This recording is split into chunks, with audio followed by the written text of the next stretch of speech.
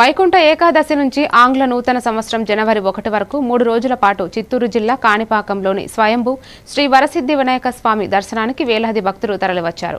భక్తులకు ఎలాంటి అసౌకర్యం కలగకుండా ఆలయ EO Penchala Kishore, MLA Murali Mohan, board chairman Mani Naidu, board సభ్యులు ఏర్పాట్లను పర్యవేక్షించారు. ఈ సందర్భంగా బోర్డు సభ్యురాలు చల్లా కృష్ణవేణి నానాజీ మీడియాతో మాట్లాడుతూ భక్తులకు సంతృప్తికర సేవలు అందించేందుకు అన్ని చర్యలు తీసుకుంటున్నామని తెలిపారు.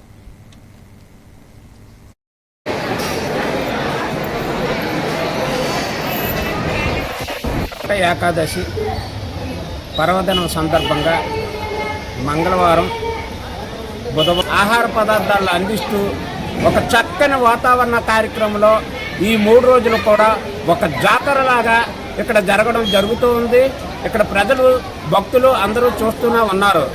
మరి ఈ యొక్క కార్యక్రమానికి ఈ నియోజకవర్గం కోట్లపుత్త ఎమ్మెల్యే గారు, దేవస్థానం చైర్మన్ మణినాయుడు గారు, ఈవో గారు కిషోర్ గారు, వాళ్ళ సారథ్యంలో బోర్డు మెంబర్లు బోర్డు మెంబర్ల సహకారంతో కూడా ఈ యొక్క కార్యక్రమం జరుగుతూ ఉంది. ప్రతి భక్తులు కూడా వచ్చి ఇక్కడ భోజనం చేస్తూ ఉన్నారు.